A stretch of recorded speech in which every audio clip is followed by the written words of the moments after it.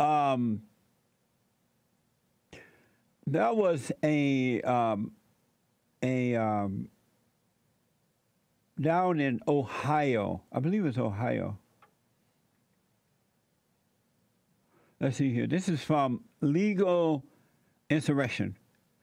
Gibson Bakery wins $11 million judgment against Oberlin College for defamation.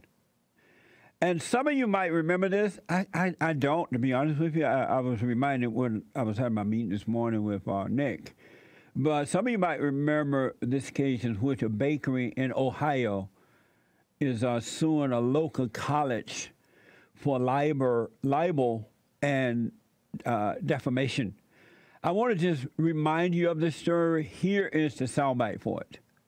The short version of it is that the day after Donald Trump was elected, when the Oberlin College campus was already melting down because of the election, a black Oberlin College student was arrested for shoplifting.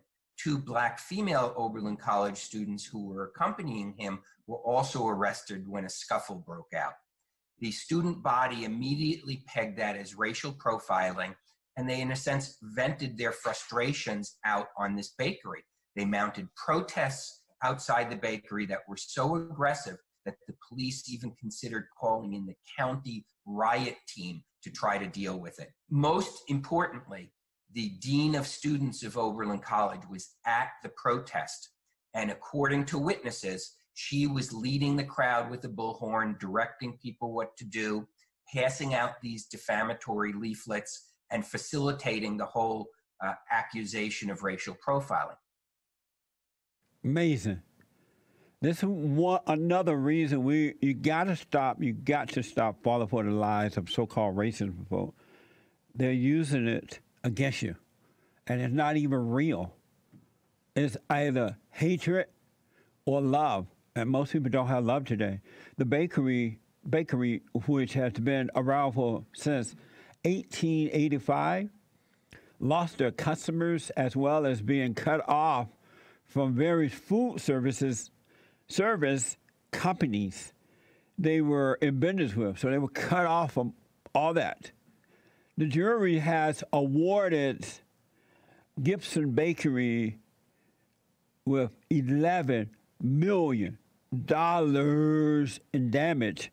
And this morning, a hearing for punitive damages might award the Gibson another $22 million on top of the $11 million. Here's that soundbite. Mr. Gibson, almost 3 years now, this cloud's sort of been hanging over you guys. How's it feel to have it sort of dispelled at this point? Well, I'm still a bit in shock. I'm not quite sure yet. But it's a long time, and the stress put on the family's been terrific. So, what a relief. So if they might get another $22 million on top of the $11 million that they have already received. So the moral to this story is that at some point you got to start fighting back. You have to start fighting back. Otherwise, as long as they know that you're not going to fight back, that you're just going to run, you're just going to be afraid, you won't speak up, you're just bringing the worst out of these people. It's like with the blacks and the whites, right?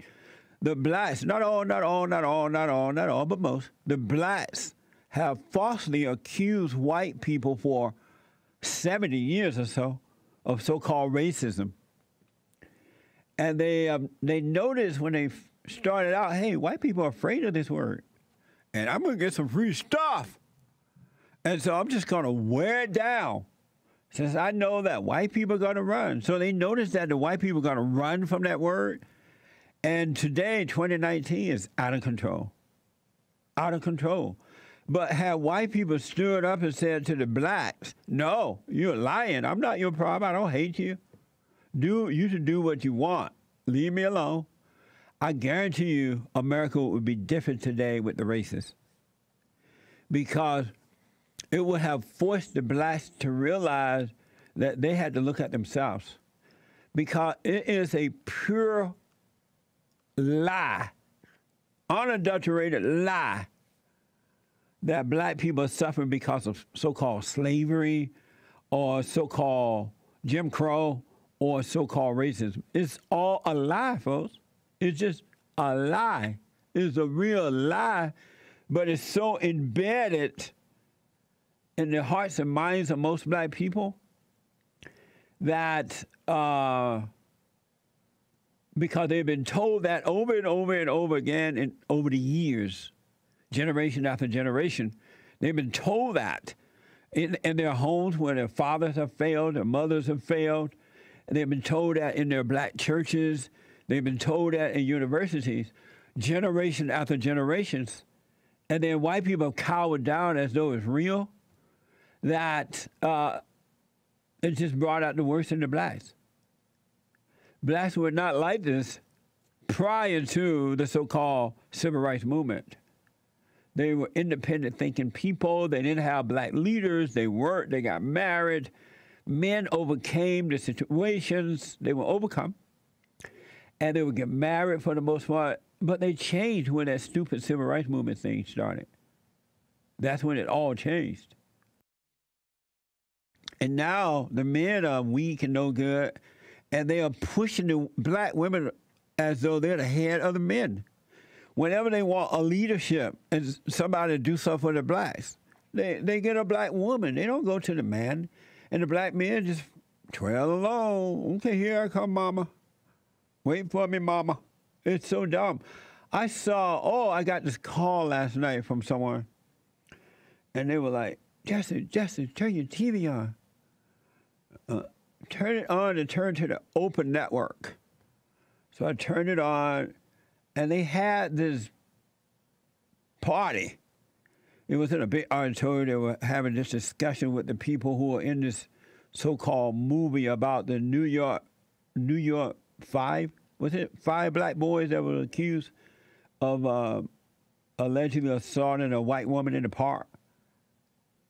Central Park 5, yeah, thank you. Central Park 5. And so, like, Oprah had the stage where she had an audience, and she had the folks who were planning that movie portraying the Central Park 5.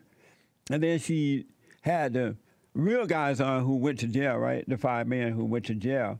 And then they had that dumb woman on that produced the movie, whatever her name is.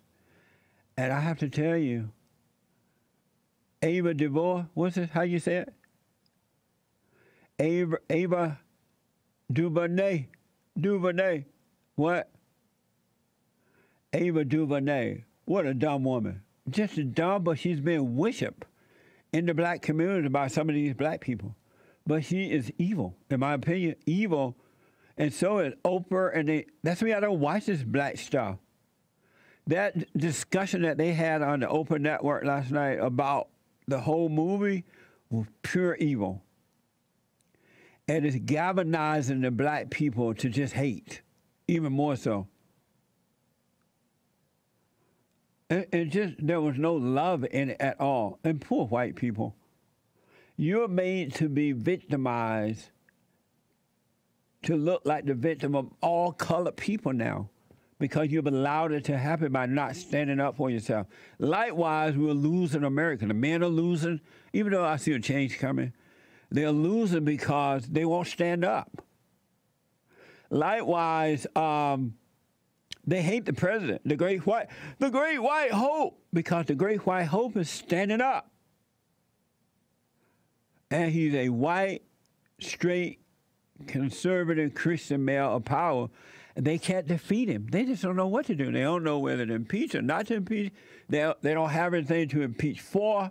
No Russian collusion. Everything they have gone after this man and falsely accuse him of. And they go, oh, they got him now. The media is like repeating the same thing, liberal media. And then they find out, oh, we don't have him. We thought we had him this time. Likewise, folks, if you stand up, you love what's right, you be right and do right, they can't defeat you. Really. And white people, they're trying to gather these people of color, the blacks and others. They're trying to gather all the so-called colored people together and pretend like they're victims. And they're acting like white people just hate everybody and control everybody. Whites are not doing this. But the whites are acting as though they are. And I have to tell you, white people in that audience were open last night, and those who fall for this lie, you're hanging your own self. You're putting a noose around your own neck and saying to the black people, you're guilty. And you had nothing to do with it, and they would turn on you as quick as they would any other white person as soon as you disagree. Why don't you wake up and see what's going on? Why is it so difficult to see this? These blacks who are whimping and whining and blaming and carrying on, they are enjoying making white people suffer unnecessarily, making white people lick their boots. That's why we have White History Month in July. White History Month! And on the back, it says, doesn't July just feel white?